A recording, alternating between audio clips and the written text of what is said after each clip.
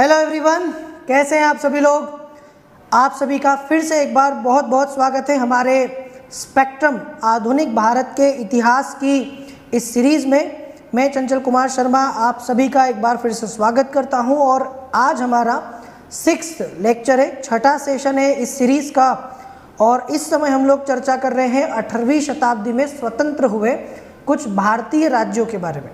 तो जो रियासतें, जो राज्य महत्वपूर्ण थे उनमें से कुछ हम लोगों ने देख लिए। हैदराबाद के बारे में, बंगाल, अवध, मैसूर, मराठा, ये हम लोग देख चुके हैं।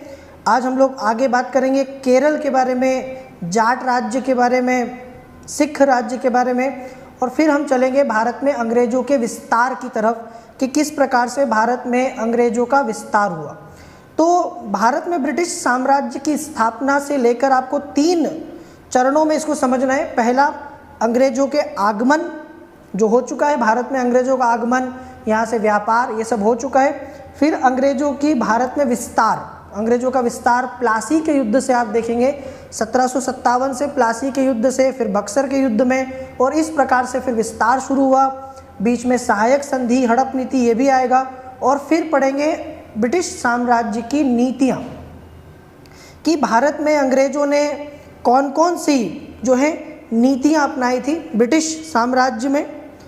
ठीक है, चलिए, आवाज़ आ रही है कि नहीं आ रही है पहले तो ये बताइए। सबसे पहले आप सभी लोग मुझे कमेंट करके बताएं कि क्या आप मुझे सुन पा रहे हैं। प्लीज़ सभी लोग कमेंट करके सबसे पहले बताएं कि आवाज़ आपको मेरी सुनाई दे रही है नहीं।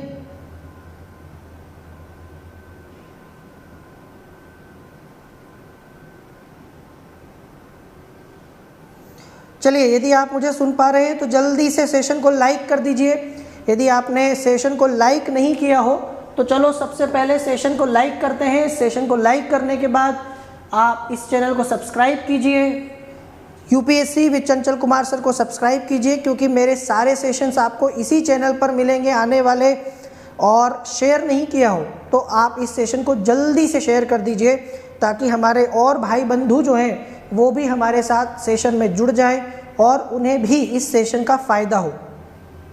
फीस नहीं है, कोई फीस नहीं है, आप बस डेली आएँ, सेशन को देखें, अटेंड करें। फ्री में मैं आपको यहाँ पर पढ़ा रहा हूँ। बस मैं आपसे ये चाहता हूँ कि बदले में आप जितना अपने से सहयोग बन सके वो कीजिए, शेयर कीजिए, लाइक कीजिए और लोगों तक इस चैनल को, इस सेशन को, इस सीरीज़ को और हमारी इस मुहिम को आगे बढ़ाइए।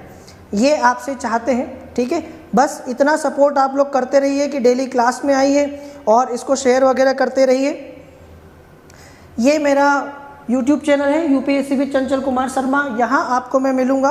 और यदि आपको पीडीएफ चाहिए तो आपको पीडीएफ मिलेगी टेलीग्राम पर, ये भी फ्री है, इसके लिए भी आपसे कोई शुल्क नहीं लिया जाएगा। पीडीएफ आपको मिलेगी Telegram channel Chanchal Kumar sir official, ठीक है। चैनल पर जाइए, वहाँ आपको पीडीएफ भी मिल जाएगी इस सेशन की, पुराने सेशन की और सारे सेशंस। तो 18वीं शताब्दी के जो स्वतंत्र राज्य हैं उसमें मैंने आपको अभी तक बताया है हैदराबाद के बारे में, चिनकिलिच खां या निज़ामुल मुल्क आसफ जाह ने हैदराबाद की स्थापना की थी। दूसरा मैंने आपको बताया बंगाल के बारे में, मुर्शिद कुली खां ने बंगाल के स्वतंत्र राज्य की स्थापना की थी। तीसरा अवध, सआदत खां बुरहान मुल्क ने अवध के स्वतंत्र राज्य की स्थापना की, वो हम लोग देख चुके हैं। फिर हम लोगों ने देखा मराठा, छत्रपति शिवाजी महाराज ने मराठा साम्राज्य की स्थापना की और पेशवाओं के अधीन उसका विस्तार हुआ, ये भी मैंने आपको बता दिया। पीडीएफ मिल जाएगा, ठीक है। आज आपका ये 18वीं शताब्दी के स्वतंत्र राज्य वाला जो चैप्टर है ये कंप्लीट हो जाएगा। जो 2-3 राज्य बचे हैं वो पूरे कर लें तो आपको पीडीएफ मिल जाएगा आज शाम तक, ठीक है। चलिए, तो आज हम बात करेंगे केरल के बारे में। अगला जो स्वतंत्र राज्य है वो केरल का है। आप सभी को पता है कि केरल भारत में कहाँ है। केरल भारत में सुदूर दक्षिण में आपको एक राज्य दिखेगा जो अपने प्राकृतिक सौंदर्य के लिए फेमस है। इसे गॉड्स ऑन कंट्री कहते हैं, इसे भगवान का घर माना जाता है हमारे यहाँ, इसीलिए क्योंकि आपको केरल में जो पश्चिमी घाट है उसके अद्भुत पहाड़ दिखाई देंगे, प्राकृतिक सौंदर्य दिखाई देगा, हरियाली दिखाई देगी, वहाँ आपको समुद्र तट दिखाई देगा। कुल मिला के ये राज्य भारत में बहुत धनी है प्राकृतिक सुंदरता के दृष्टिकोण से। तो केरल में अगर आप देखेंगे तो वहाँ 3 राज्य, कोची, त्रावणकोर और कालीकट, कालीकट के बारे में बना, वास्को डी गामा यहीं पर आया था कालीकट, तो इनको एक साथ मिलाकर वर्तमान केरल राज्य का निर्माण किया गया था। बड़ी संख्या में यहाँ पर राजाओं ने राज किया एक एक करके, लेकिन जिस राजा को सबसे ज़्यादा महान माना जाता है, केरल का प्रतापी शासक माना जाता है और एक बहुत ही योग्य और दूरदर्शी शासक माना जाता है, वो शासक है राजा मार्तंड वर्मा। ठीक है, राजा मार्तंड वर्मा का जो काल था वो एक प्रकार से स्वर्णिम काल है केरल के इतिहास में।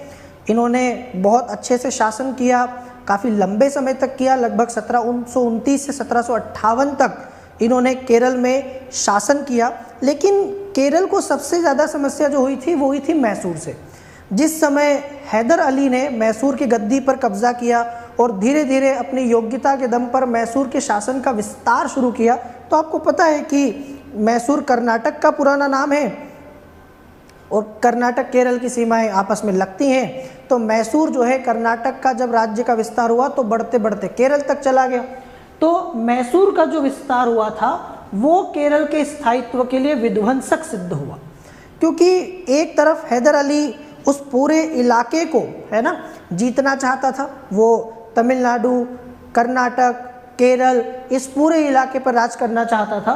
तो मैसूर का जो विस्तार हुआ उससे केरल को थोड़ा सा नुकसान हुआ और आखिरकार 1766 में हैदर अली ने इस पर आक्रमण किया और मालाबार और कालीकट जो है, ये जो महत्वपूर्ण इलाके हैं केरल के, उनको मैसूर में मिला लिया। एक बार तो अंग्रेजों के और हैदर अली के बीच में युद्ध भी हो गया था केरल को लेकर। तो एक प्रकार से मैसूर का विस्तार थोड़ा सा परेशान किया केरल को, लेकिन फिर भी हम देखें तो इसमें त्रावणकोर और सुदूर दक्षिणी राज्य जो बहुत महत्वपूर्ण राज्य थे उसको उसने छोड़ दिया। त्रावणकोर ने 1729 के बाद महत्व हासिल किया था। कब? जब मैंने आपसे कहा कि यहाँ राजा बने मार्तंड वर्मा। मार्तंड वर्मा, मैंने अभी आपसे कहा कि एक योग्य शासक थे, एक दूरदर्शी, प्रतापी, बुद्धिमान शासक थे। आपने शायद सुना नहीं हो, लेकिन जो मार्तंड वर्मा है इनकी एक सबसे बड़ी उपलब्धि ये थी कि इन्होंने डचों को हराया था। ये उस काल की बात कर रहा हूँ जब पानी में यूरोपियंस की तूती बोला करती थी, जब नौसेना के मामले में उनका कोई तोड़ नहीं था। पुर्तगाली, डच, अंग्रेज, इन सब के पास में एक बहुत बढ़िया नौसेना हुआ करती थी और वैसे ही एक नौसेना डच कंपनी के पास भी, डच ईस्ट इंडिया कंपनी के पास भी थी। डच ईस्ट इंडिया कंपनी की नज़र थी केरल के काली मिर्च की व्यापार पर। दरअसल वो काली मिर्च के व्यापार पर एकाधिकार करना चाहती थी और वही राजा मार्तंड वर्मा जो केरल के शासक हुआ करते थे वो नहीं चाहते थे कि डच ईस्ट इंडिया कंपनी का इस पर एकाधिकार हो। आखिरकार मार्तंड वर्मा के खिलाफ डच ईस्ट इंडिया कंपनी ने मोर्चा खोल दिया। ये बात सबको पता थी कि राजा मार्तंड वर्मा के पास में कोई नौसेना नहीं है, पानी में भारतीय बहुत कमज़ोर थे, इसी का फ़ायदा वो उठाना चाहते थे डच। तो डच ईस्ट इंडिया कंपनी ने पानी में से, समुद्र में से तोप के गोले बरसाना शुरू कर दिए केरल के राजा के ऊपर, केरल के ऊपर। तो वो लगातार आगे बढ़ रहे थे। ऐसी परिस्थिति में राजा मार्तंड वर्मा ने धैर्य और बुद्धि से प्रयोग किया और आखिरकार डचों को पराजित कर दिया। भारत से डचों की विदाई में एक योगदान राजा मार्तंड वर्मा का भी था, क्योंकि इन्होंने डच ईस्ट इंडिया कंपनी की जो नौसेना थी उनको पराजित किया था और काली मिर्च के व्यापार में उनके एकाधिकार को होने नहीं दिया। आ रहा है समझ में? दरअसल उनके पास तोपें थी, लेकिन मार्तंड वर्मा के पास में तोपें नहीं थी। ऐसा कहा जाता है कि जब मार्तंड वर्मा के पास तोपें नहीं थी तो इन्होंने दिमाग से काम लिया। तो इन्होंने क्या किया, नारियल के पेड़ जो हैं, नारियल के पेड़ों को बैलगाड़ी पर इस तरीके से रखा कि वो तोप की तरह दिखाई दे। तो दूर से ही सेना को डर लगने लगा कि केरल के राजा के पास खूब सारी तोप है। तो पहले तो उन्होंने इससे उनको डरा दिया, मतलब नारियल के पेड़ का तोप की तरह प्रयोग करके उनको तोप दिखा दी। इसके साथ उन्होंने वक्त चुना मानसून का। आपको पता है कि जब मानसून आता है भारत में तो वो केरल तरफ से ही आता है, तो दक्षिण पश्चिमी मानसून जब आया तो फिर उस समय पानी में हलचल होने लगती है और तब डच ईस्ट इंडिया कंपनी का पानी में रहना थोड़ा मुश्किल था। इस मौके का फ़ायदा उठाकर मार्तंड वर्मा ने डचों को पराजित किया। तो इस प्रकार से मार्तंड वर्मा जो थे वो एक योग्य शासक थे। इनका काल एक स्वर्णिम काल है केरल के इतिहास में। इन्होंने पश्चिमी तर्ज पर प्रशिक्षित और आधुनिक हथियारों से सुसज्जित शक्तिशाली और आधुनिक सेना का निर्माण किया, उससे अपने राज्य को शक्तिशाली बनाया। और इस तरीके से मार्तंड वर्मा पहले वो शासक थे भारत में जिन्होंने दक्षिण भारत में यूरोपियन कंपनियों को, ठीक है, डच ईस्ट इंडिया कंपनी को पराजित किया। तो ये हो गया केरल का राज्य। इसके बाद आगे बढ़ते हैं जाट, ठीक है। जाट राज्य आपको पता है कहाँ था? जाट दरअसल कौन है पहले तो ये समझिए। जाट जो है वो एक योद्धा है और साथ साथ किसान भी थे, एक लड़ाकू जनजाति। तो एक प्रकार से ये किसान लोग थे जो खेती किसानी करते थे, लेकिन धीरे धीरे संगठित होकर और इन्होंने अपना एक राज्य बनाया। ये मामला औरंगजेब के समय में शुरू हुआ था। औरंगजेब के खिलाफ इन्होंने विद्रोह कर दिया और धीरे धीरे जब मुगल साम्राज्य का पतन हो रहा था तो उसका फ़ायदा इन्होंने भी उठाया। मुगल साम्राज्य के पतन के समय एक शक्तिशाली जाट राज्य की स्थापना की थी इन्होंने, और इनका जो इलाका था वो मुख्य रूप से राजस्थान के साथ पंजाब हरियाणा का कुछ इलाका और यूपी, खास करके दिल्ली और यूपी में आगरा, मथुरा, ये जो ब्रज का इलाका है यमुना के आसपास, ये इलाके में इन्होंने शासन किया था। तो ये खेतीहर लोग थे, श्रमिक लोग थे। इनका एक स्वतंत्र राज्य आपको यहाँ पर दिखाई देगा। तो जाट कृषक जो है ये कौन है? ये किसान है ना। कहते हैं कि ये इतने बड़े योद्धा थे कि ये कमर में तलवार बांधकर या लटकाकर हल चलाया करते थे। तो एक तरफ ये खेती भी करते थे और दूसरी तरफ ये सैनिक की तरह लड़ते भी थे। कई सारे जाट अलग अलग राजाओं के, हिंदू और मुस्लिम राजाओं के राज्य में सैनिक के रूप में अपनी सेवाएं दे चुके थे, तो इनको सेना के रूप में सैनिक के तौर पर काम करने का अनुभव भी था। तो ये एक लड़ाकू लोग थे और इसी का फ़ायदा इनको मिलता है। तो इन्होंने दिल्ली, मथुरा और आगरा के आसपास ये लोग रहते थे। और औरंगजेब ने जिस प्रकार से भारत में नीतियाँ अपनाई, खास करके हिंदू जो समुदाय है, धर्म है, इनके लोगों के खिलाफ जो अत्याचारपूर्ण नीतियाँ अपनाई, उसका इन्होंने विरोध किया और इन्होंने विद्रोह कर दिया। शुरुआत में बहुत ज़्यादा असफलता, जाटों जो है सफलता नहीं मिली, काफ़ी जो है असफलता इनको मिली। आखिरकार 1722 में इनके एक स्वतंत्र राज्य की स्थापना होती है। आपने चूड़ामन का नाम सुना होगा, बदन सिंह का नाम सुना होगा। चूड़ामन के भतीजे माने जाते हैं बदन सिंह, और उनके बाद आता है सूरजमल का नाम। जाटों के सबसे बड़े योद्धा, जाटों के सबसे बड़े नेता, सबसे बड़े राजा, जिसके काल में जाटों का जो वैभव है चरम पर पहुंचा, विस्तार चरम पर पहुंचा, उस योद्धा का नाम है सूरजमल। सूरजमल को जाटों का प्लेटो भी कहते हैं, सूरजमल को जाटों का अफलातून भी कहते हैं। तो सिर्फ इसीलिए नहीं कहते भाई, उस व्यक्ति ने वास्तव में जाटों की शक्ति को चरम पर पहुंचा दिया। इनमें संगठित उनको किया, एकता स्थापित की और भारत में एक बड़ी शक्ति जाटों को उस इलाके में बनाया। तो शुरुआत में कुछ सफलताएं खास नहीं मिली, लेकिन चूड़ामन और बदन सिंह ने आखिरकार राजस्थान से, भरतपुर से एक जाट राज्य की शुरुआत की। भरतपुर जाट राज्य की स्थापना करने में वो सफल रहे। 1722 की ये बात है। लेकिन उसके बाद सूरजमल, जो माना जाता है कि कई लोग कहते हैं कि बदन सिंह के गोद लिए हुए पुत्र थे, सूरजमल के नेतृत्व में जाट शक्ति अपने सर्वोच्च शिखर पर पहुंची। सबसे ज़्यादा इन्हीं के काल में, क्योंकि मैंने अभी कहा ना कि इसीलिए इनको जाटों का अफलातून कहते हैं, प्लेटो कहते हैं, ये सब इनका नाम है। उसने न केवल कुशल प्रशासनिक व्यवस्था प्रदान की, बल्कि राज्य की सीमाओं का भी बहुत विस्तार किया। पंजाब में, हरियाणा में, यूपी में, दिल्ली में, राजस्थान में, काफ़ी बड़े इलाके में इनका राज्य स्थापित हुआ। और इसकी राज्य की सीमाएं पूर्व में गंगा से दक्षिण में चंबल तक लगती थी, ग्वालियर तक इनका शासन जो है जाता था। आगरा, मथुरा, मेरठ, अलीगढ़, ये सब इसमें शामिल हुआ करता था।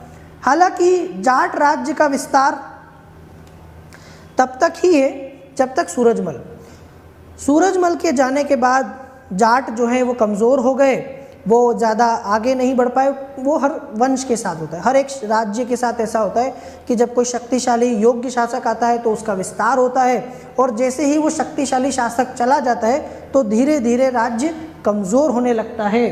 तो जाट राज्य 1763 में सूरजमल की मृत्यु के बाद पतन की तरफ चला गया, धीरे धीरे धीरे कमज़ोर हो गया, बिखर गया, और छोटे छोटे जमींदारों से नियंत्रित क्षेत्रों में बिखर गया, जो लूटपाट किया करते थे और आपस में लड़ते रहते, संगठित नहीं थे। तो ये जाट राज्य हो गया। इसके बाद आते हैं, अगला जो राज्य है वो है सिख। सिखों के बारे में आपने पढ़ा होगा कि इनका इतिहास शुरू होता है गुरु नानक के साथ। गुरु नानक देव जो थे वो सिखों के पहले धर्म गुरु थे। एक प्रकार से नानक के बारे में आपने सुना होगा कि उन्होंने उस समय समाज में जो चल रहे थे कर्मकांड, आडंबर, छुआछूत, जाति प्रथा, इसका विरोध किया। सबके लिए एक धर्म जैसा कुछ कि भाई सब लोग बराबर हैं, समता की बात की, ठीक है। ये सब चीज़ों से दूर जाने की, आडंबर, कर्मकांड, मूर्ति पूजा, इस सब का विरोध किया। और उन्होंने एक ऐसा पंथ चलाया कि जिस पंथ में किसी भी तरह की कोई जगह नहीं थी जातिवाद के लिए, छुआछूत के लिए, कर्मकांड के लिए, आडंबर के लिए, ये सब के लिए कोई जगह नहीं थी। एक प्रकार से शुद्ध रूप से जो पंथ उन्होंने चलाया था, उस पंथ में भक्ति ही सब कुछ था। उनका मानना था कि भक्ति के द्वारा ईश्वर को प्राप्त किया जा सकता है। यदि आप ईमानदारी से ईश्वर की भक्ति करते हैं तो आपको एक न एक दिन वो ज़रूर मिल जाएंगे। यही से शुरुआत हुई सिख धर्म की। यही पंथ आगे जाके सिख पंथ कहलाया, धर्म कहलाया। अब नानक देव के बाद में जो गुरु थे वो अंगद बने। इनके बाद अगले गुरु जो है ना, नानक के बाद दूसरे गुरु अंगद बने। अंगद के बाद आपने पढ़ा होगा एक एक करके टोटल 10 धर्म गुरु बने। आखिरी गुरु थे श्री गुरु गोविंद सिंह। तो एक प्रकार से ये पहले एक धर्म था, एक धर्म जिसमें एक धर्म गुरु होता है, कुछ शिष्य होते हैं जो उस धर्म के नियमों का पालन करते हैं। तो ये एक धार्मिक संस्था थी, धार्मिक लोग हुआ करते थे। लेकिन उस समय जब भारत में मुगलों का शासन हुआ करता था, उन्होंने इन पर काफ़ी अत्याचार किए, इनके साथ काफ़ी गलत चीज़ें हुई, और बाद में धीरे धीरे इन्हें समझ में आया कि अगर अपने धर्म को बचाना है तो लड़ना पड़ेगा, है ना। जैसा कि भगवान श्री कृष्ण ने गीता में कहा है कि धर्मो रक्षति रक्षितः, है ना। तो धर्म के लिए लड़ना भी पड़े, स्वधर्मम मरणम श्रेय, अपने धर्म में मरना भी श्रेष्ठ है। इस बात को इन्होंने माना और ये अपने धर्म की रक्षा के लिए खड़े हो गए। एक समय तो ऐसा रहा कि इनको मुगलों ने काफ़ी परेशान किया। जैसे सिखों के 5वें धर्म गुरु अर्जुन सिंह जो थे, अर्जुन देव, उनको जहांगीर के द्वारा मृत्युदंड दिया गया। फिर सिखों के 9वें जो धर्मगुरु थे गुरु तेग बहादुर, उनको औरंगजेब के द्वारा दंड दिया गया। तो इस प्रकार से जब इन्होंने ये सारी चीज़ें देखी तो इनको लगा कि हमें सिर्फ धर्म से काम नहीं चलेगा, शस्त्र भी उठाने पड़ेंगे। तो सिख जो है एक लड़ाकू ताकत बन गए। धीरे धीरे सिख राजनीतिक ताकत बन गए और उनके पास भी सेना आ गई, उनके पास भी हथियार आ गए, है ना। उन्होंने अपने किले बना लिए और इस सब का श्रेय जाता है गुरु गोविंद सिंह। गुरु गोविंद सिंह जिन्होंने सिखों को धार्मिक के साथ साथ एक राजनीतिक ताकत में बदल दिया। अब सिख भारत में एक राज्य के तौर पर, एक सत्ता के तौर पर दिखाई दे रहे थे जो मुगलों से लड़ते थे, ठीक है। इसीलिए आपने देखा होगा कि गुरु गोविंद सिंह ने 5 ककार को अनिवार्य किया था कि प्रत्येक जो सिख है वो अपने साथ केश, कच्छा, कंघा, कृपाण ये रखेगा। इसी के साथ उन्होंने कहा कि जो पुरुष हैं वो सिंह अपने साथ लगाएंगे, महिलाएं कौर लगाएंगी। आज भी आप देखेंगे कि सिखों में पुरुषों के नाम के साथ सिंह का प्रयोग किया जाता है, महिलाओं के नाम के साथ कौर का प्रयोग किया जाता है। तो इस प्रकार से गुरु गोविंद सिंह ने सिखों को एक राजनीतिक ताकत में बना दिया।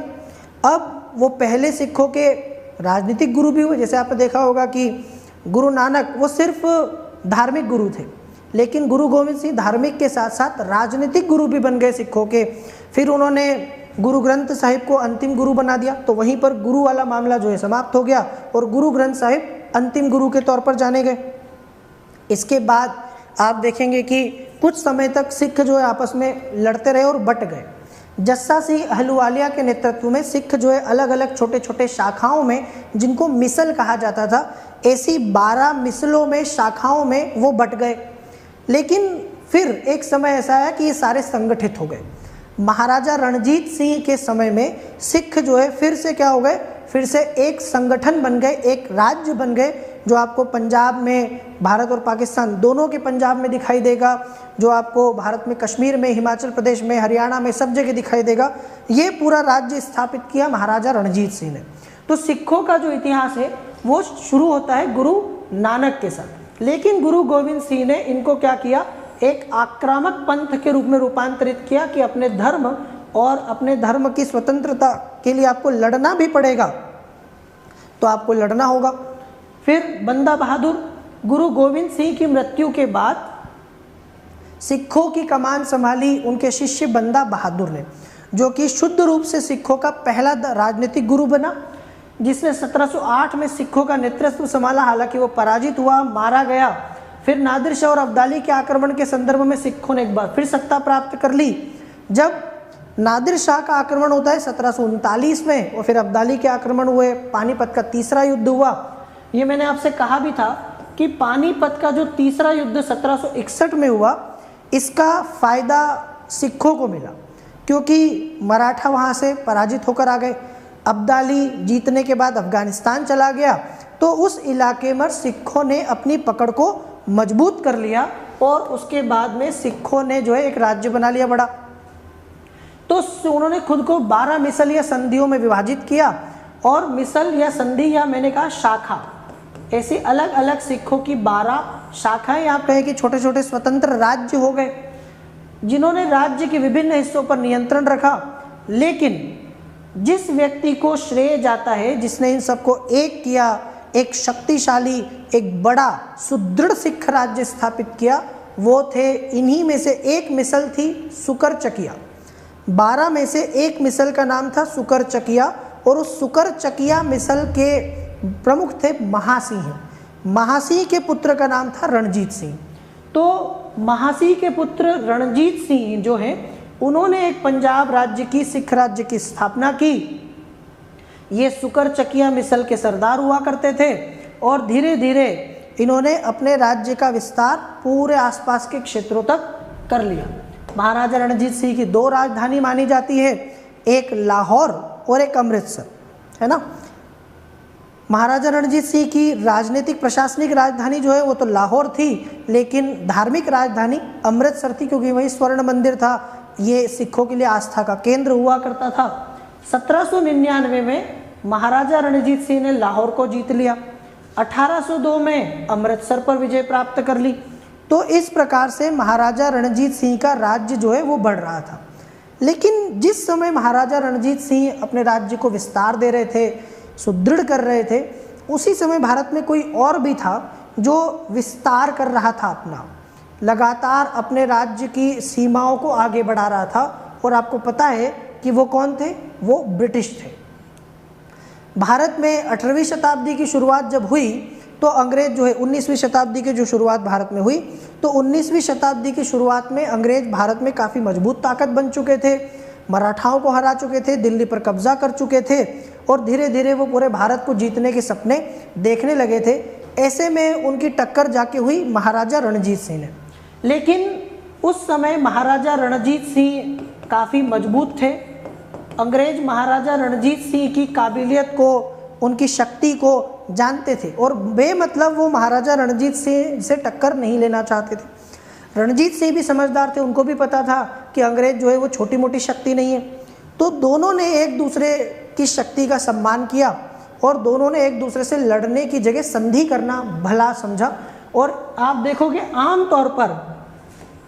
आमतौर पर अंग्रेज किसी भी राज्य के साथ संधि तब करते थे जब वो उससे लड़ते थे, और उसके बाद या तो जीत जाते थे या हार जाते थे।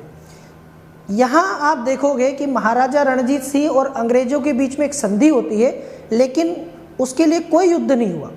बिना युद्ध लड़े ही दोनों ने समझबूझ का परिचय दिया और आपस में संधि कर ली, जिसे अमृतसर की संधि कहते हैं। ठीक है, इसे अमृतसर की संधि कहते हैं। और इस संधि के द्वारा ये जो सतलुज नदी है, ये नदी को बना लिया सीमा। इस नदी के इधर जो है वो महाराजा रणजीत सिंह का राज्य, अंग्रेज उत्तर में नहीं जाएंगे सतलुज के, और इस नदी के दक्षिण में अंग्रेज का राज्य, मतलब रणजीत सिंह दक्षिण में नहीं आएंगे। तो एक प्रकार से दोनों ने सतलुज नदी जो है उसको क्या कर लिया, उसको सीमा बना लिया और दोनों ने तय किया कि एक दूसरे के इलाकों में नहीं जाएंगे। फिर रणजीत सिंह ने एक दक्ष प्रशासन की व्यवस्था की। इन्होंने एक आधुनिक सेना का गठन किया, यूरोपियन की तर्ज पर इन्होंने सेना बनाई और कहा मैंने आपसे अभी कि एक शक्तिशाली सिख राज्य की इन्होंने स्थापना की। लेकिन वही है ना कि अंग्रेज इंतजार कर रहे थे, वेट एंड वॉच की पॉलिसी। कई बार ऐसा होता है कि समझदार व्यक्ति वो होता है जो सही समय का, सही वक्त का इंतजार करता है। ये मूर्खों की पहचान है कि वो जल्दबाजी में कई बार जो है निर्णय लिया करते हैं या आगे बढ़ जाया करते हैं। समझदार व्यक्ति इंतज़ार करता है सही समय का। अभी महाराजा रणजीत सिंह की शक्ति से अंग्रेज परिचित थे, तो उन्होंने फालतू उन्हें जो है टक्कर लेने की कोशिश नहीं की, लेकिन वो वेट कर रहे थे कि महाराजा रणजीत सिंह कभी न कभी तो जाएंगे। ऐसा ही हुआ कि जब महाराजा रणजीत सिंह का निधन हुआ और फिर अंग्रेज़ों को पंजाब में दखल देने का और आखिरकार उस राज्य को अपने साम्राज्य में मिलाने का मौका मिल गया। महाराजा रणजीत सिंह की मृत्यु के बाद वहाँ उत्तराधिकार के लिए लड़ाइयाँ होने लगी, गद्दी को लेकर संघर्ष होने लगे, षड्यंत्र होने लगे और इस सब का फायदा आखिरकार अंग्रेजों को ही मिलना था। ठीक है, तो रणजीत सिंह जब तक रहे तब तक तो उन्होंने अंग्रेजों के साथ संधियाँ की, उनके साथ में अच्छे संबंध बनाए रखे, लेकिन 1839 में उनकी मृत्यु हो गई और उनके उत्तराधिकारी इस राज्य को संभाल नहीं पाए। आखिरकार अंग्रेजों और पंजाब के बीच में दो युद्ध हुए जिन्हें आंग्ल सिख युद्ध कहते हैं। पहला युद्ध जब हुआ तो अंग्रेज जीते, लेकिन उन्होंने संधि कर ली। दूसरा युद्ध जब हुआ तो उन्होंने पूरे पंजाब को अपने साम्राज्य में मिला लिया और उनके जो राजा थे दलीप सिंह, जो रणजीत सिंह के पुत्र थे, उनको भेज दिया लंदन शिक्षा के लिए आगे पेंशन देकर, और इस तरह से पंजाब का विलय कर लिया गया। तो ये राज्य समाप्त हो गया। इसके बाद अब हम बात करेंगे, अब ये चैप्टर कंप्लीट हो गया। अभी मैंने आपको बताया 18वीं शताब्दी में या 18वीं सदी में मुगल साम्राज्य का जो पतन हो रहा था, उस काल में कई सारे छोटे छोटे राज्य, रियासतें हमें दिखाई देती हैं और आखिरकार एक एक करके इन सभी को अंग्रेजों ने जीत लिया और ब्रिटिश साम्राज्य का हिस्सा बना लिया। अब हम बात करेंगे भारत में ब्रिटिश शक्ति का विस्तार और सुदृढ़ीकरण। भारत में मैंने अभी आपसे कहा कि भारत में ब्रिटिश आगमन सबसे पहले यहाँ से शुरू करते हैं कि अंग्रेज भारत में कब आए, कब फैक्ट्री कंपनी स्थापित की, यहाँ आने के बाद कैसे कैसे आगे बढ़े, वो हम देख चुके हैं। अब बात करते हैं भारत में अंग्रेजों के साम्राज्य के विस्तार की। कैसे भारत में अंग्रेज या एक छोटी सी व्यापारिक कंपनी भारत के शासक बन गई, इतना बड़ा साम्राज्य कैसे स्थापित कर लिया। कई बार आपके लिए ये एक आश्चर्य का विषय होता होगा कि आखिर कैसे एक छोटी सी कंपनी पूरा के पूरा साम्राज्य स्थापित करती है, नियंत्रण में ले लेती है सब कुछ अपने। तो ये कहानी, ये यात्रा भारत में ब्रिटिश शक्ति के विस्तार से जुड़ी हुई है और सिर्फ विस्तार नहीं, उसको इतना मजबूत बना लिया गया कि फिर कोई उसको डिगा नहीं सका। भारत में कोई ताकत ऐसी नहीं थी जो अंग्रेजों से टक्कर लेके लड़ के उनको भगा दे यहाँ से, इतना मजबूत कर लिया। इसके बाद फिर मैं आपको नीतियाँ भी बताऊँगा। तो सबसे पहले शुरुआत होती है उस युद्ध के साथ जिसे इतिहास प्लासी का युद्ध कहता है। यदि आप देखें कि वो कौन सा टर्निंग पॉइंट था जिसकी वजह से भारत में अंग्रेजों को भारत में साम्राज्य स्थापित करने में मदद मिली या जिसकी वजह से वो इतने ताकतवर बने, तो वो शुरुआत यहीं से होती है। ये बात है सन 1757 की। अभी तक भारत में अंग्रेज व्यापार ही हैं, अभी तक कंपनी सिर्फ व्यापार कर रही है और कुछ भी नहीं कर रही है, लेकिन उनको मौका मिला और उस मौके को उन्होंने दोनों हाथ से लपका। दरअसल बंगाल में, जो मैंने आपको इतिहास बताया था, बंगाल के स्वतंत्र राज्य की स्थापना मुर्शिद कुली खां ने करी थी और मुर्शिद कुली खां से होते हुए आगे बढ़ते बढ़ते वो सिराजुद्दौला तक आया। जब सिराजुद्दौला नवाब बना, कब बना? 1756 में। सन 1756 में सिराजुद्दौला नवाब बना और यहीं से अंग्रेजों को मौका मिल गया भारत में अपनी पैर जमाने का। प्लासी की लड़ाई 23 जून 1757 को हुई। किसके बीच? बंगाल के नवाब सिराजुद्दौला की सेना और उस समय कंपनी के योग्य गवर्नर या नेतृत्वकर्ता रॉबर्ट क्लाइव के नेतृत्व में। अब इस लड़ाई के इतिहास की यदि बात करें तो आपको पता, मैंने पहले ही बता दिया है कि सिराजुद्दौला जब नवाब बना तो उसके खुद के परिवार के लोग उसके खिलाफ थे। इसके साथ साथ जब वो नवाब बना तो मीर जाफ़र जो उसका सेनापति था और ऐसे कई लोग थे जो कि खुद गद्दी को हथियाने की कोशिश कर रहे थे, तो नवाब के खिलाफ षड्यंत्र होते रहते थे। इसके अपने ही लोग इसको कमज़ोर किया करते थे और दूसरी तरफ इसके नवाब बनते ही अंग्रेज़ों के और इसके रिश्ते भी ख़राब हो गए। जब ये नवाब बना तो इसने एक फरमान जारी किया था कि ना तो फ्रांसीसी ना अंग्रेज़ कोई भी कलकत्ता की किलेबंदी नहीं करेगा। फ्रांसीसियों ने इसकी बात मान ली, अंग्रेज़ ईस्ट इंडिया कंपनी ने इसकी बात नहीं मानी और उन्होंने किलाबंदी करना जारी रखा। हालांकि वो फ्रांसीसियों के डर से ऐसा कर रहे थे, लेकिन नवाब को लगा कि मेरे बात का, मेरे आदेश का पालन नहीं हुआ और आखिरकार नवाब ने अंग्रेज़ों को अपना दुश्मन बना लिया। तो पहले ही घर में दुश्मन कम थे क्या, जो बाहर से और दुश्मन बना लिया अपना। तो वो एक बहुत छोटा सा लॉजिक हमारे यहाँ पर चाणक्य जी जो है, चाणक्य के बारे में आप जानते होंगे, चाणक्य का एक छोटा सा लॉजिक है, दुश्मन का दुश्मन दोस्त होता है। यहाँ सिराजुद्दौला के परिवार वाले भी उसके दुश्मन हैं और दूसरी तरफ सिराजुद्दौला के अंग्रेज़ भी दुश्मन है, मतलब अंग्रेज़ और उसके परिवार के लोग सिराज के ये आपस में मित्र बन गए। तो दुश्मन का दुश्मन दोस्त हो गया, उन्होंने आपस में हाथ मिला लिया और यही हुआ कि दोनों ने सिराज के खिलाफ षड्यंत्र करना शुरू कर दिए। आखिरकार 1757 में जो युद्ध हुआ, इस युद्ध में ज़रा ध्यान से देखो, 50,000 की सेना थी सिराज के पास और 3200 की संख्या जो है वो थी अंग्रेज के पास। अब आप सोचो कि यदि मैं आपसे ऐसे कहूं कि एक तरफ 50,000 की सेना है, दूसरी तरफ 3,000 लोगों की सेना है, कौन जीतेगा? तो आप लोग कहेंगे कि ये तो प्रश्न ही नहीं बनता। 3,000 लोगों की सेना 50,000 लोगों की सेना को कैसे पराजित कर सकती है? भाई 3 की जगह 5, 6, 7, 8 तक भी आप मान सकते हो कि चलो जीत लेंगे, लेकिन 3,000 और 50,000 का तो कोई मुकाबला ही नहीं है, कोई तुलना ही नहीं है। और यही वो चीज़ है जिसकी वजह से भारत में अंग्रेजों का शासन स्थापित हुआ, इसीलिए कि एक छोटी सी ईस्ट इंडिया कंपनी भारत में राज्य कैसे स्थापित कर सकती है। इतने बड़े बड़े दिग्गज राजा, इतनी बड़ी बड़ी सेनाएं, इतने शक्तिशाली साम्राज्य, आखिरकार अंग्रेज कंपनी ये सब कैसे कर पाई? ऐसे कर पाई कि 3,000 लोगों से 50,000 की सेना को जीत लिया। और ये अंग्रेजों की विजय नहीं है, इसमें आप अंग्रेजों की बुद्धि, अंग्रेजों का साहस, कौशल कुछ भी नहीं है, ये हमारी कमज़ोरी है। कई बार आप सामने वाले की ताकत से, पराक्रम से नहीं हारते, कई बार आप खुद की वजह से हार जाते हैं। समझ में है आपको कि आपके माता पिता ने आपको दुनिया भर के संसाधन दिए, आपको कोचिंग करवा दी, आपकी फ़ीस भर दी, आपको सारे नोट्स ला के दे दिए, सब कुछ दे दिया, और उसके बाद भी आपका सिलेक्शन नहीं हो रहा है, तो इसका कारण आप स्वयं हैं कि आप ही नहीं पढ़ेंगे। आप ही अगर उसके साथ गद्दारी करेंगे, अपने काम के साथ ईमानदारी से पढ़ाई नहीं करेंगे, मक्कारी करेंगे, तो फिर आपका कुछ नहीं हो सकता। चाहे कितने ही संसाधन दे दें, कितना ही आपको सुविधा दे दें, तो भी आपका कुछ नहीं होगा। और दूसरी तरफ यदि आपके पास संसाधन कम भी है, लेकिन यदि आप में इच्छा शक्ति है, तो आप अपने लक्ष्य को प्राप्त कर सकते हैं। अंग्रेज जीते क्योंकि सिराजुद्दौला के लोग ही उसके खिलाफ हो गए। इस बात से आपको एक सीख मिलेगी कि कभी भी आप आपसी लड़ाई में किसी बाहर वाले को शामिल मत करिए।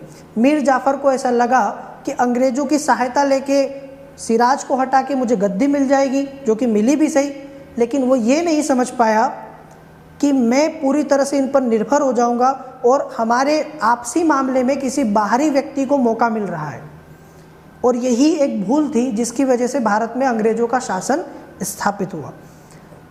यहाँ आप देखो, इतनी बड़ी सेना के होने के बाद भी सिराजुद्दौला युद्ध में हार गया, क्योंकि उसका सेनापति जो है वो खुद उसके खिलाफ था।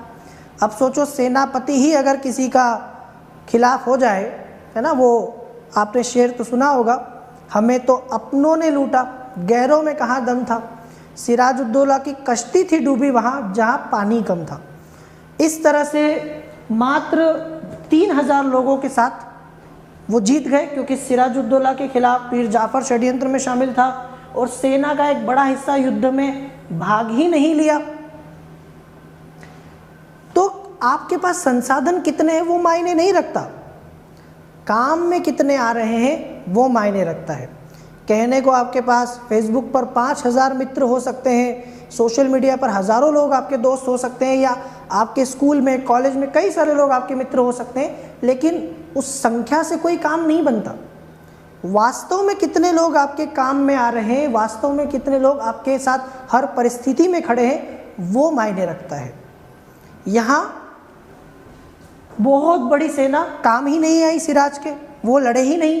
सिराजुद्दौला का जब पता चला कि बड़े बड़े सेना नायक जो है मीर जाफ़र, दुर्लभ राय, ये सब जो है विश्वासघात कर रहे हैं, गद्दारी कर रहे हैं, और उसको पता था कि हार तो निश्चित है, अब तो हार नहीं है, तो जान बचाना पहली प्रायोरिटी बना ली अपनी, भाग गया।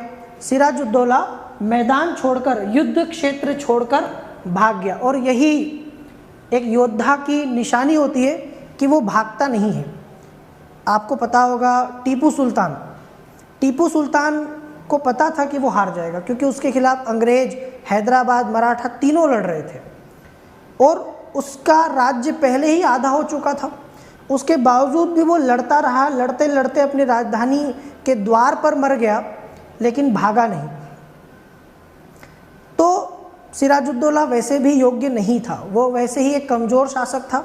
आखिरकार वो भागा, लेकिन भागने के साथ ही वो मुर्शिदाबाद पहुंच गया, और वहाँ से वो पटना चला गया। लेकिन कुछ समय के बाद मीर जाफ़र के पुत्र जो है उसने उसको पकड़ लिया, उसकी हत्या कर दी, और यही सिराजुद्दौला का जो चैप्टर था वो क्लोज़ हो गया। अंग्रेज़ों का षड्यंत्र सफल रहा, और उन्होंने अपने वादे के मुताबिक मीर जाफ़र को बंगाल का नवाब बना दिया, और मीर जाफ़र भी जो चाहता था वो हो गया। लेकिन अब सीधी सी बात है कि मीर जाफ़र को नवाब बनाया अंग्रेज़ों ने, तो अंग्रेज़ों की सब बात माननी पड़ेगी, अंग्रेज़ों की मनमानी भी सहनी पड़ेगी, उनका लालच पूरा करना पड़ेगा। यहाँ से मीर जाफ़र और अंग्रेज़ों के रिश्ते की शुरुआत होती है कि मीर जाफ़र और अंग्रेज़ों के आगे रिश्ते कैसे रहे।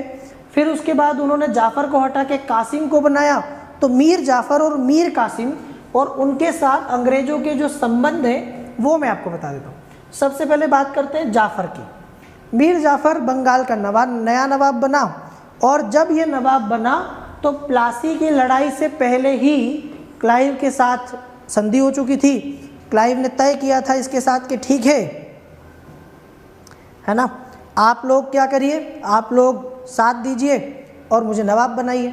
वैसा ही हुआ, मीर जाफ़र को नवाब का पद देने का क्लाइव ने वादा किया था, और इसके सिराजुद्दौला के खिलाफ अंग्रेजों की सहायता का ये उपहार था।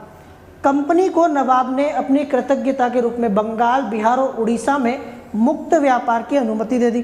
अब मीर जाफ़र नवाब बन गया जिसको अंग्रेज़ों ने बनाया था, तो अब अंग्रेज़ों को कई सारे अधिकार मिले, यही वो चाहते थे। अब वो बंगाल में, बिहार में, उड़ीसा में और जहाँ जहाँ नवाब का इलाका था मुक्त व्यापार कर सकते थे, किसी तरह का कोई टैक्स नहीं देना, जितना व्यापार करना है करो, जितना मुनाफा कमाना है कमा लो। इससे कंपनी मालामाल हो गई, खूब सारा धन जो है कंपनी ने कमा लिया। और यहाँ से आप देखोगे कि कंपनी भारत में एक बड़ी आर्थिक शक्ति बन गई। अब सारा मामला चलता तो अर्थ से है ना यार। आज अगर आप देखो कि अमेरिका दुनिया में इतना शक्तिशाली देश माना जाता है, उसकी सेना इतनी शक्तिशाली है, तो इसका कारण है कि अमेरिका के पास खूब सारा पैसा था, और उस पैसे का एक बड़ा हिस्सा उसने रक्षा पर खर्च किया। उसका रक्षा बजट कितना बड़ा होता है ये आप सब जानते हैं। तो जिसके पास जितना पैसा होगा उतना ही वो शक्तिशाली होता है, मजबूत होता है। तो अंग्रेज़ों के पास जब मुक्त व्यापार के बाद खूब सारा पैसा आया तो इन्होंने अपने आप को मजबूत बनाया। ये बात अंग्रेज जानते थे कि आज तो मीर जाफ़र की वजह से, छल कपट से, धोखाधड़ी से ये युद्ध जीते हैं, कल को हमेशा ऐसा नहीं होगा कि हमें छल कपट से आगे बढ़ना पड़े। कल को हो सकता है कि लड़ना पड़े, तो लड़ने के लिए अपने आप को योग्य बनाना पड़ेगा। और इसके लिए अंग्रेज़ों ने क्या किया, अपने आप को मजबूत बनाना शुरू किया, और वही हुआ। 1764 में जब बक्सर का युद्ध हुआ तो इस बार दो बातें अलग हुई। 1764 का बक्सर का युद्ध जो है वो प्लासी के युद्ध से बहुत अलग था। आप देखिए, पहला तो ये कि प्लासी के युद्ध में अंग्रेज़ों को सहायता मिली थी उधर से, इस बार अंग्रेज़ों को किसी ने सहायता नहीं दी। कोई मीर जाफ़र नहीं था उनके पास, कोई छल कपट नहीं, कोई षड्यंत्र नहीं। दूसरी बात, पिछली बार अंग्रेज जो है वो सिर्फ एक व्यक्ति के खिलाफ लड़ रहे थे, सिराजुद्दौला के खिलाफ। इस बार अंग्रेजों को एक साथ 3-3 लोगों से लड़ना पड़ रहा है। यहाँ आप देखोगे कि एक तरफ मीर कासिम भी है जो पूर्व नवाब है बंगाल का, एक तरफ अवध का नवाब शुजाउद्दौला भी है, मुगल बादशाह शाह आलम द्वितीय भी है। तो यहाँ सिर्फ काबिलियत चलने वाली थी। लेकिन हाँ, अंग्रेज तब तक इतने मजबूत हो चुके थे कि वो इन तीनों को बिना किसी छल कपट के एक साथ हरा सकते थे। तो आप समझ रहे हो इस सब की नींव कहाँ पड़ी? यहीं पड़ी। अगर प्लासी का युद्ध नहीं जीते होते और उस युद्ध के बाद ये सब कुछ जो मिला है नहीं मिला होता, तो बक्सर का युद्ध जीतने का प्रश्न ही नहीं करना शायद मुश्किल हो जाता। उन्होंने प्लासी के युद्ध को, ठीक है, बेस की तरह यूज़ किया बक्सर के युद्ध में, और बक्सर के युद्ध की जीत को बेस की तरह यूज़ किया पूरे भारत में साम्राज्य स्थापित करने के लिए। तो इस तरह से आप देखोगे कि यहाँ से कंपनी को मिला मुक्त व्यापार का अधिकार। कलकत्ता के पास 24 परगना की जमींदारी अंग्रेजों को मिली। ठीक है, जमींदारी तो आप समझ ही रहे होंगे, जमींदारी का मतलब है कि अब वहाँ का सारा के सारा राजस्व भी इनके पास जाएगा। व्यापारी और अधिकारियों को निजी व्यापार पर भी कर से मुक्ति मिल गई। अब अंग्रेज सिर्फ ईस्ट इंडिया कंपनी नहीं, बल्कि आप देखेंगे कि सारे जितने भी उनके कर्मचारी थे, व्यापारी थे, उन सबको वो यहाँ पर टैक्स से मुक्ति मिल गई। इसका हमको तो नुकसान हुआ क्योंकि हमें जो टैक्स मिल रहा था वो मिलना बंद हो गया, और दूसरी तरफ उनको जो है उनको इससे छूट मिल गई तो उनका फ़ायदा हो गया। तो मीर जाफ़र जिसने अंग्रेज़ों के समर्थन से अपनी सत्ता या गद्दी हासिल की थी, इसको उसकी भारी रकम अदा करनी पड़ी, है ना। कई बार हम जो पाना चाहते हैं उसके लिए जितना पाते नहीं उससे ज़्यादा खो देते हैं। मीर जाफ़र को लगा कि नवाब बन जाऊंगा तो दुनिया की सारी ताकत हमारे हाथ में आ जाएगी, पूरी दुनिया मुट्ठी में हो जाएगी। ऐसा नहीं हुआ। मीर जाफ़र को इस सब के लिए भारी जो है कीमत अदा करनी पड़ी, क्योंकि मीर जाफ़र को अंग्रेज़ों के लालच की भरपाई करनी पड़ी। अंग्रेज जानते थे कि जाफ़र जो है ना कायर आदमी है, ये हमारी सहायता से नवाब बना है तो ये कभी कुछ भी कर नहीं सकता। इसीलिए वो मनमाने तरीके से जाफ़र से जो है जो भी मांगा करते थे वो मनवा लिया करते थे। मीर जाफ़र देता रहा, थक गया, खजाना खाली हो गया, पूरा खजाना खाली हो गया, लेकिन अंग्रेज़ों की मांगे थी जो पूरी नहीं हो रही। तो मीर जाफ़र को बहुत बड़ी रकम अदा करनी पड़ी। मुर्शिदाबाद के सरकारी कोष में क्लाइव और उसके अन्य साथियों की मांगों को संतुष्ट करने के लिए अब पर्याप्त धन ही नहीं बचा। आखिरकार वो फंस गया और हर्जाने के रूप में भी उसको लगभग 17,50,000 रुपये अदा करने पड़े। उसका पूरा खजाना खाली हो गया, कोई ऑप्शन नहीं उसके पास। लेकिन अंग्रेज हैं जो मांगे जा रहे हैं, कहाँ से लाकर वो देगा, ये समस्या उसके सामने अब बढ़ती जा रही थी। ठीक है, जैसे ही मीर जाफ़र सत्ता पर बैठा, कई सारी गंभीर समस्याओं का उसको सामना करना पड़ा। पहला, मिदनापुर के राजा राम सिन्हा और पूर्णिया के अली खां जैसे जमींदारों ने उसको शासक मानने से इनकार कर दिया।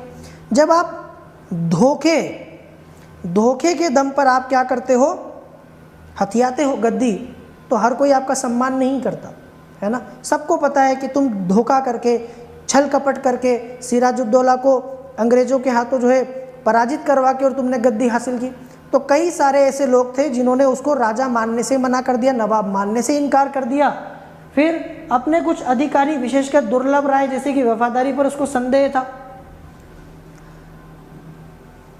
एक आदमी जब गद्दार होता है तो हमेशा गद्दार होता है, वो किसी के साथ वफादार नहीं हो सकता। अगर मीर जाफ़र के साथ वाले सिराजुद्दौला के साथ गद्दारी कर सकते तो क्या गारंटी थी कि वो उसके साथ नहीं करेंगे। तो मीर जाफ़र हमेशा डरा हुआ रहता था कि कहीं ऐसा ना हो कि ये लोग सिराज की तरह मुझे गद्दी से हटाने का षड्यंत्र कर ले। तो ये हमेशा ना सबको संदेह की दृष्टि से देखा करता था। एक समस्या ये भी थी कि इसको हमेशा इस बात का डाउट रहता था, विश्वास था कि दुर्लभ राय ने जमींदारों को उसके विरुद्ध विद्रोह के लिए उकसाया था, लेकिन दुर्लभ राय क्लाइव की शरण में था तो वो कुछ कर नहीं सकता था। तो कुल मिला के कहते ना, जैसी करनी वैसी भरनी। उसने जो किया था तो उसे पता था कि उसके साथ भी वैसा हो सकता है। ये भी एक समस्या थी, लेकिन समस्या ये बड़ी थी कि दुर्लभ राय को क्लाइव का आशीर्वाद प्राप्त था और वो ज़्यादा कुछ उसके साथ कर नहीं सकता था। करता तो क्लाइव उसको ही हटा देता। मुगल बादशाह का पुत्र, जो बाद में शाह आलम द्वितीय के नाम से जाना गया, उसने बंगाल के सिंहासन पर अधिकार करने का प्रयास किया। अंग्रेज कंपनी का ऐसा विचार था कि मीर जाफर डच कंपनी के सहयोग से बंगाल में उनके बढ़ते प्रभाव को समाप्त करने की कोशिश कर रहा है। अब एक समस्या ये हुई कि उस समय डच जो है वो भी अंग्रेजों से दो दो हाथ करना चाहते थे। भारत में डचों की ऐसी इच्छा थी कि अंग्रेजों को कमज़ोर करके और यहाँ से भगाया जाए। मीर जाफ़र जो एक कमज़ोर आदमी था, हमेशा किसी न किसी सहारे की तलाश में रहता था। एक समय अंग्रेज़ों का सहारा मिल गया तो सिराज को हटा दिया। अब अंग्रेज़ों से दिक्कत है तो डचों का सहारा ढूंढ रहा था। मीर जाफ़र ने सोचा कि क्यों न डचों के साथ हाथ मिला लिया जाए और डचों के साथ मिलके और अंग्रेज़ों को भगा दिया जाए या यहाँ से उनकी शक्ति को कम कर दिया जाए। लेकिन अंग्रेज़ इनकी तरह मूर्ख नहीं थे। जब वो किसी व्यक्ति को पहचानते थे ना तो अच्छे से पहचानते थे। उन्हें पता था कि मीर जाफ़र जब अपने स्वामी का नहीं हुआ, जो उसी के देश का था, उसी के जैसा था, तो ये हमारा सगा कभी नहीं होगा। तो वो कभी भारतीयों पर विश्वास ही नहीं करते थे। उन्हें लगता था कि ये उनके साथ धोखा कर सकता है तो मेरे साथ भी कर सकता है। इसीलिए वो मीर जाफ़र को नवाब ज़रूर बनाए थे, लेकिन मीर जाफ़र पर पूरी नज़र रखते थे कि ये कब क्या करता है। जब मीर जाफ़र ने डचों के साथ हाथ मिलाने की कोशिश की तो इस बात को अंग्रेज़ बहुत पहले ही जान गए और इससे पहले कि डच और मीर जाफ़र मिलकर उनके लिए कोई परेशानी पैदा करे, अंग्रेज़ों ने एक एक करके दोनों को हरा दिया, मतलब दोनों को निपटा दिया। एक तरफ बेदारा का युद्ध लड़ा, 1759 में बेदारा का युद्ध लड़ा और डचों को भारत से विदा कर दिया। दूसरी तरफ मीर जाफ़र को गद्दी से हटा के और कासिम को बिठा दिया। तो एक समस्या ये भी थी कि मीर जाफ़र लगातार आसपास सहायता ढूंढ रहा था और उसको सहायता मिली डचों के पास, हालांकि अंग्रेज़ों ने ये होने ही नहीं दिया। इस बीच जाफ़र के पुत्र मीरन की मृत्यु के कारण उत्तराधिकार का प्रश्न जो है वो भी एक विवाद बन गया और मीरन के पुत्र और मीर जाफ़र का जो दामाद था मीर कासिम, इनके बीच में एक संघर्ष हो गया। तो दूसरी तरफ एक व्यक्ति और खड़ा हो गया गद्दी के लिए, मीर कासिम, जो जाफ़र का दामाद था। तो मीर कासिम का मानना था कि अब चूँकि मुझे गद्दी मिलनी चाहिए और जाफ़र का मानना था कि तुम्हें क्यों मिलेगी, मैं हूँ तो मैं ही रहूँगा। इस तरीके से इनके बीच में संघर्ष हो गया और कलकत्ता का जो नया गवर्नर बना वेंसिटाट, उसने इस बीच कासिम का सपोर्ट कर दिया कि ठीक है, मीर कासिम जो है, उसका रीज़न था ना, रीज़न मैंने बताया। पहला रीज़न, जाफ़र अब पहले जैसी मांगे पूरी नहीं कर रहा है, कहाँ से करेगा, खजाना खाली हो गया। लेकिन अंग्रेज़ों को नहीं लग रहा, अंग्रेज़ों को लग रहा है कि जाफ़र की नीयत बदल गई है, जाफ़र अब हमें सपोर्ट नहीं करना चाहता। लेकिन जाफ़र कहाँ से देगा, पैसा ही नहीं है उसके पास। दूसरी तरफ मीर जाफ़र ने मजबूरी में डचों के साथ हाथ मिलाने की कोशिश की, वो भी अंग्रेज़ों को पसंद नहीं आया कि तुम हमारी बिल्ली हम ही को म्याऊं, हमें हराओगे, हमें भगाओगे। तो ये दो चीज़ थी जिसकी वजह से वहाँ का जो गवर्नर था वेंसिटाट, उसने कासिम का समर्थन कर दिया कि नहीं, कासिम को बना दो। तो वेंसिटाट के साथ में मीर कासिम ने किया एक गुप्त समझौता कि ठीक है, मुझे नवाब बना दो, बदले में तुम्हें जो जाफ़र नहीं दे रहा है वो सारा धन वगैरह मैं दे दूंगा। तो कंपनी की जो है उसको आवश्यक धन अदा करने की शर्त हुई और ये शर्त थी कि यदि बंगाल में मुझे नवाब बनाने के लिए आप समर्थन दोगे तो बदले में आपको यहाँ से मैं जो भी धन चाहिए वो दूंगा। आखिरकार यही हुआ। मीर कासिम अली वर्दी खां के उत्तराधिकारियों में सबसे योग्य था। बस अंग्रेज़ों ने जाफ़र को बोला कि चलिए उतरिए, नीचे आ जाइए, और कासिम को नया नवाब बना दिया। अब आप सोचोगे कि जाफ़र कुछ बोला नहीं, कुछ बोल भी नहीं सकता था, क्योंकि जाफ़र ये बात जानता था कि अगर वो बोलेगा तो ज़्यादा से ज़्यादा क्या होगा, मारा जाएगा और कुछ नहीं होना है। अब उसने चुपचाप स्वीकार कर लिया, दामाद को गद्दी सौंप दी, मीर कासिम नवाब बन गया। शुरुआत में तो मीर कासिम ने अंग्रेज़ों को जो भी तय हुआ था धन दिया, जो भी बातें थी वो सब हुई, लेकिन वो थोड़ा अलग आदमी था। वो अभी जितने भी एक के बाद एक सिराज, जाफ़र, ये जितने भी नवाब आए, इनमें सबसे जो है ना योग्य आदमी था।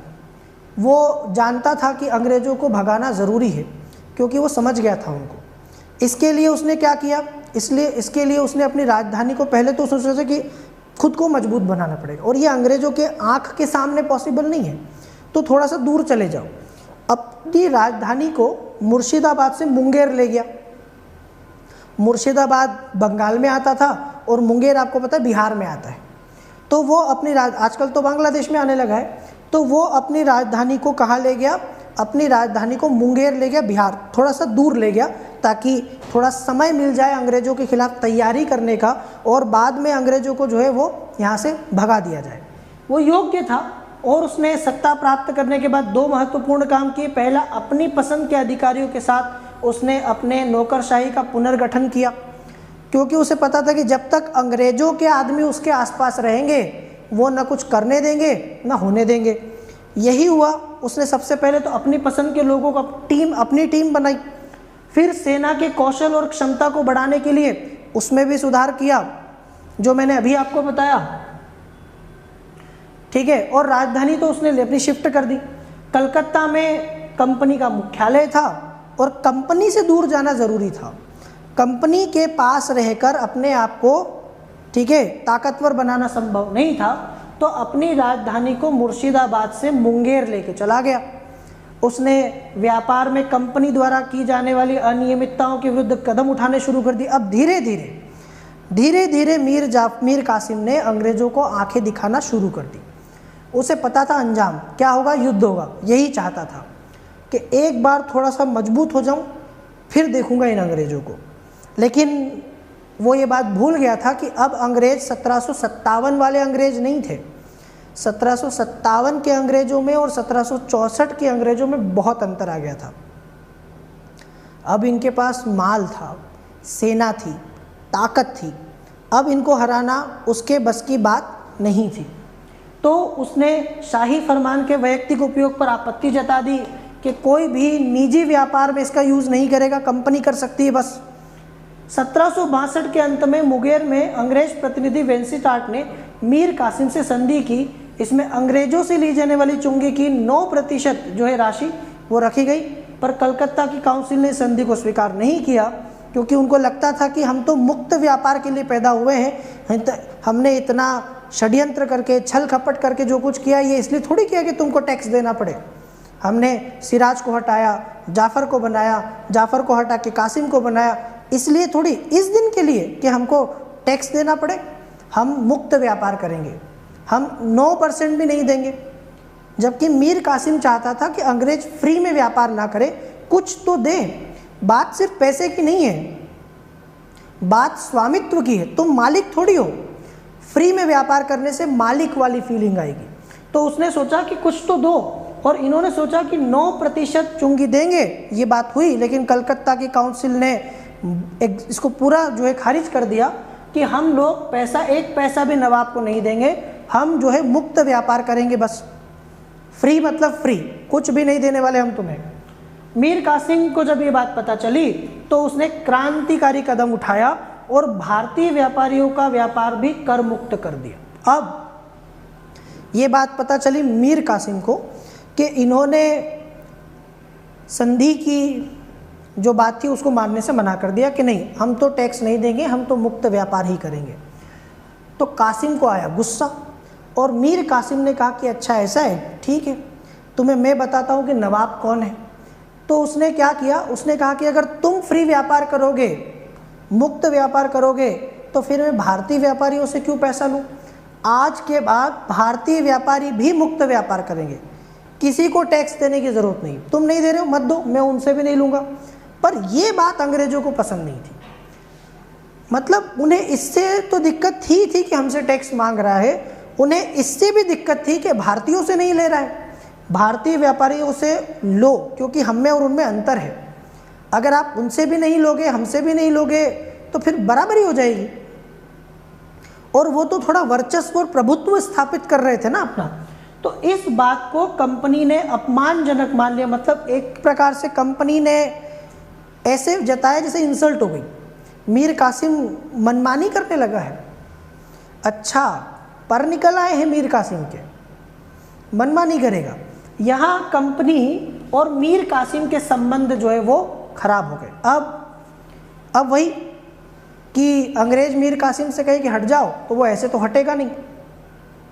वो मीर जाफ़र तो है नहीं कि बोल दिया और हट गया। मीर कासिम को भी पता था कि अंग्रेज आज नहीं तो कल लड़ेंगे ही सही। तो अब इनके बीच में क्या हो गया, अब इनके बीच में शत्रुता हो गई, अब लड़ाई होगी। जुलाई 9 1763 को बर्दवान के निकट कहवा में, 2 अगस्त 1763 को मुर्शिदाबाद जिले में गिरिया में और 4-5 सितंबर 1763 को राजकमल के निकट उद्दौला में अंग्रेजों और कासिम के बीच लड़ाई हुई और हर बार अंग्रेजों ने मीर कासिम को हराया। क्योंकि मैं कह ही रहा हूँ ना कि मीर कासिम एक गलतफहमी का शिकार था।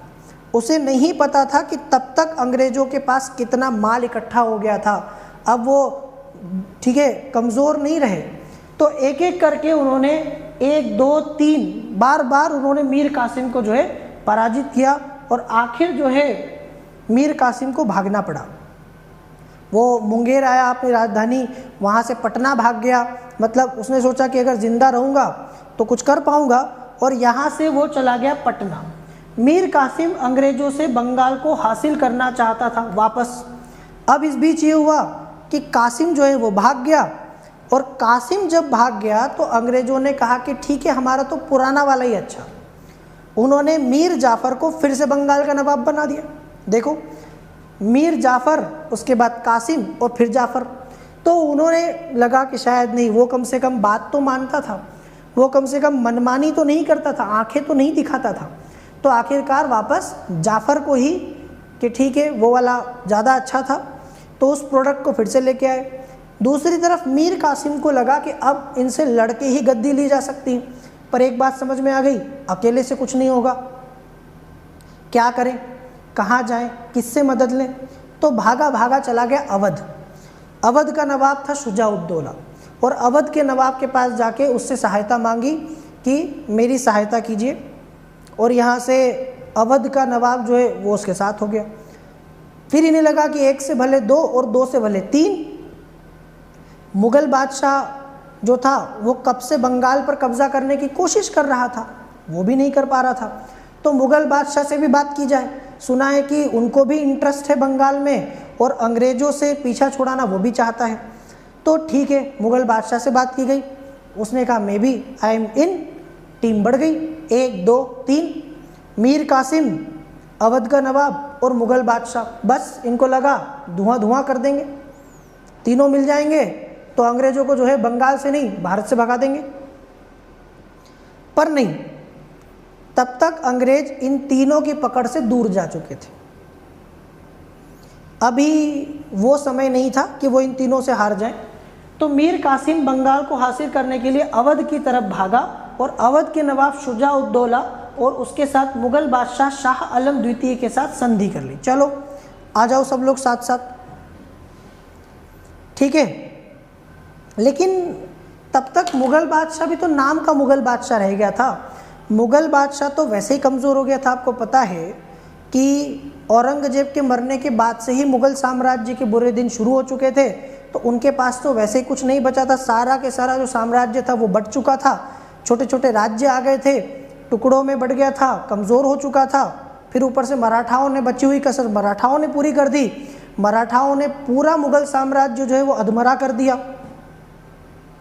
तो ये जो मैं आपको कल भी बताया था कि 500 लोगों के साथ बाजीराव प्रथम दिल्ली चला गया, और मुग़ल बादशाह डर के कांपने लगा थर-थर, सिर्फ 500 घुड़सवारों के साथ। नादिर शाह 1739 में आक्रमण किया तो वो भी पूरे के पूरे दिल्ली को तहस नहस करके चला गया।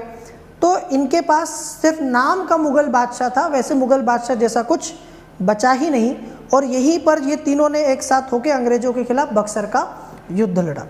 तो आज के सेशन को यहीं तक रखते हैं। अगले सेशन में मैं आपको बताऊंगा बक्सर का युद्ध, और बक्सर के युद्ध के बाद भारत में, ठीक है, अंग्रेजों के साम्राज्य का विस्तार आगे।